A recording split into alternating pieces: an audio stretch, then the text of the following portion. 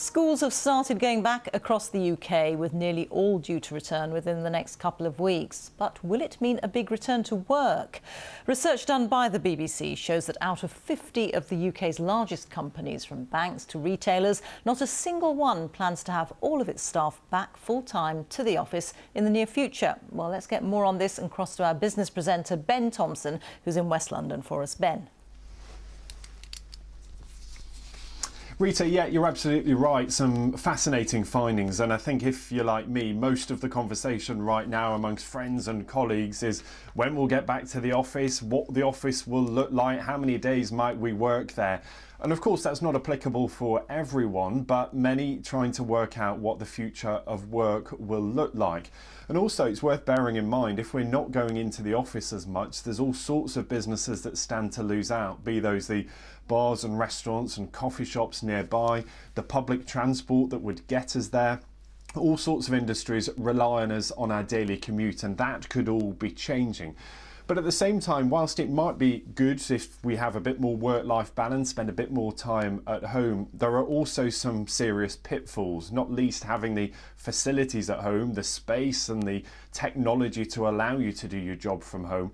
But there are also big implications too for how much we're working. Is it easy enough to switch off from work? And also big questions over mental health at home too. So let's talk about some of those issues that have been raised in that BBC study. We're going to speak to Andrew Pakes, who's the research director at the Prospect Union. Andrew, good afternoon to you.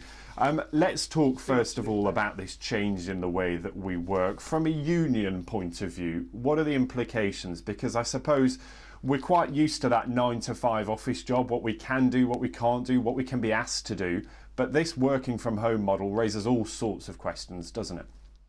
It is, and a lot of the issues that our members are talking to us about are the kind of issues that you've described already.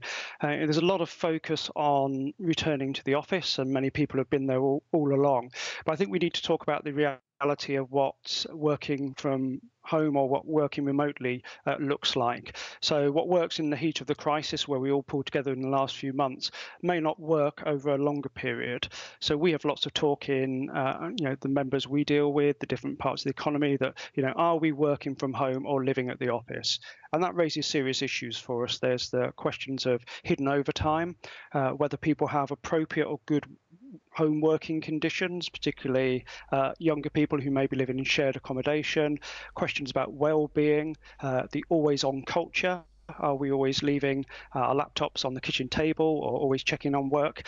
But also this slightly sinister view that there's a growth in monitoring or surveillance technology, the ability of employers to use a computer and check on our working level, things we haven't seen at this scale in the UK.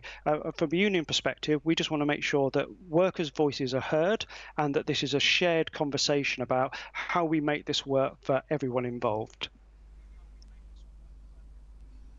Yeah, you raised so many interesting issues there, and we'll cover a couple of them if we can. Let's talk, though, first of all, about that right to disconnect, or that ability to switch off, because, yes, we might not have that commute. We might not be spending a bit of time in the car or on the bus or on the train. But at the same time, we always feel maybe a bit more accountable, that we have to be available all hours of the day, when before we could leave the office and leave the work there. Absolutely. Flexibility is a good thing. We have always argued that working parents should be able to have a bit more flexibility to see their kids a bit more. People shouldn't be stuck on a long commute all the time. The risk is, though, that technology that's supposed to help and liberate us actually chains us to our work. How often have we woken up in the morning, the first thing we've done is check our emails or see if something from our manager or employers come in.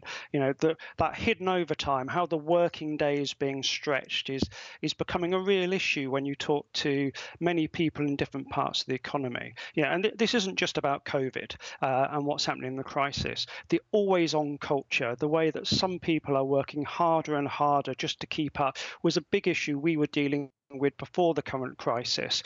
What the crisis has meant is that many more people are talking about it. People are working remotely at a scale we've not seen before, and that means we've got to get workers and unions and employers together to set some ground rules about what's fair and what works for everyone in this current period.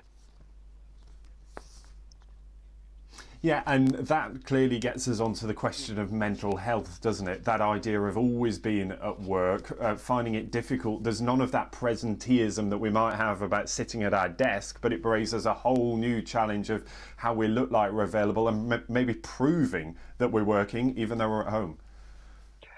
Absolutely. I think we've all had days where we've had a conversation on the telephone that's gone wrong.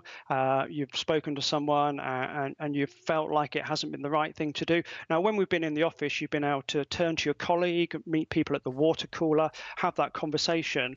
Too often now, if people are at home, they may be living alone, they may have that pressure of what's happening, that ability to have the social capital to chat and be social creatures that we are as human beings, that for some people can be much harder at home.